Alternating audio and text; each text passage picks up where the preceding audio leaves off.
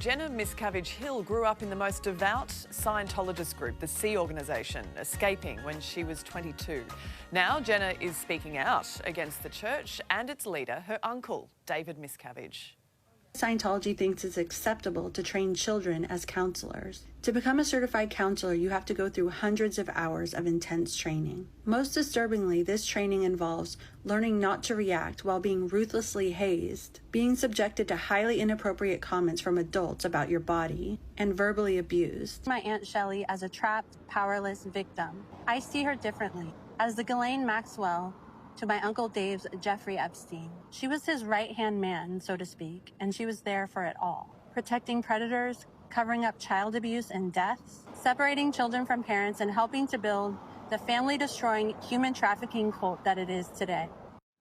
Jenna joins us now from San Diego. Jenna, thank you for your time and for being here on the show. We wanted to talk about your childhood and the realities of growing up in Sea Org. I noticed on TikTok, I've been watching your videos there. In one of them, you talk about children and how Scientologists behave towards children. They don't see them as children. They see everyone's just an adult, right?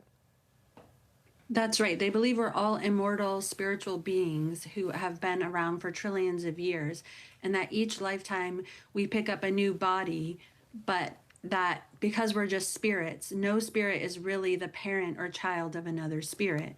And so they don't believe that children are really children. They just believe that we're adults in small bodies. So when you're a child in the Sea Org, what do you have to do? What is your life like then?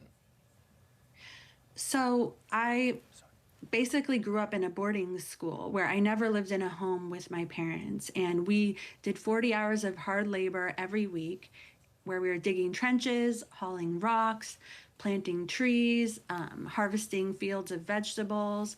And we were only allowed to see our parents for a couple of hours on the weekend.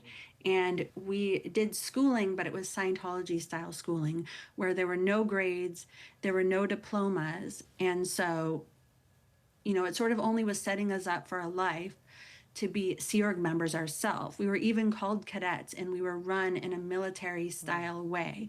And we were just being groomed for the entirety of our childhood to sign the Sea Org members' 1 billion-year contract, dedicating themselves lifetime after lifetime to Scientology.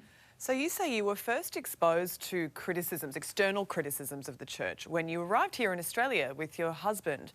What did you learn about Scientology at that time, and how did it change your view of the church? So while I was growing up in Scientology, we were not allowed to watch TV or have any access to the internet.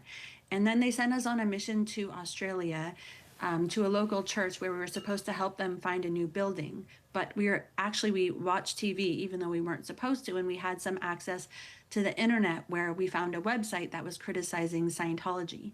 In addition, I was never around non-Scientologists in my whole life. And so I was always afraid of them. They were sort of like muggles to us. And so it was the first time I had contact with real people, and they weren't scary. They were nice. And Scientology wasn't as well known and ever expanding and the greatest religion in the world like they'd always taught us. And it was also the first time that I was around a gal who had a little girl. And growing up, I always knew I wasn't going to be allowed to have children because in the Sea Org, you're not allowed to have kids. But it was the first time I was around this little girl, and she was just 2 years old, and she was so cute. She had an Australian accent, and it was like the first time I was like, wow, this is really what I'm missing out on. And the outside world isn't really just this horrible place like they make it out to be to us. Your uncle is David Miscavige. Now, he is arguably the leader of the Church of Scientology. He's that high up. His wife, Shelley, was last seen in public in 2007. Since then, there have been so many conspiracy theories. So many people, I've noticed even on your videos, that the first thing they usually say is, where's Shelley? What do you think has happened to the wife of David Miscavige? So Shelley was with my Uncle Dave from the very beginning. She's been his right-hand woman the entire time, building every aspect of Scientology, including the child trafficking, human trafficking. She was subject to the same privileges as him: private jets, private chefs, being waited on hand and foot by teenagers. she was never an executive who spoke at Scientology events. So while she may have been seen publicly with certain celebrities, it was never her job to be a public person. I believe that they had a falling out, but she now works at a Scientology base that's supposed to be secret, but it's in Twin Peaks, California.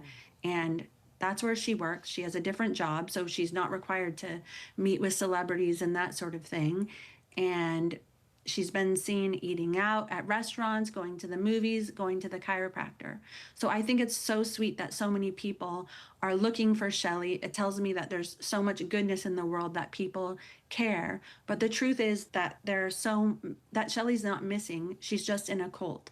And that there are so many other people there who have been treated and who are being treated so much worse than her, that there's no celebrity who's going to ever ask after them, and they're just not as culpable as she is.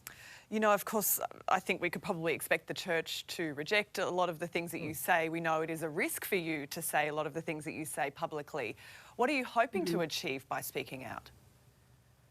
I'm hoping to achieve some level of accountability for Scientology, both for the things that they have done to people like me growing up there, but also for what they're continuing to do to the children who grow up in Scientology and to their elderly.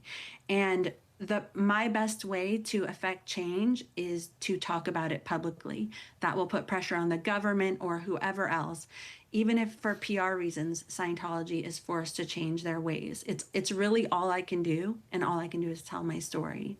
Well, Jenna, we appreciate your time this morning, and the book Beyond Belief, My Secret Life Inside Scientology and My Harrowing Escape by Jenna is available to buy right now.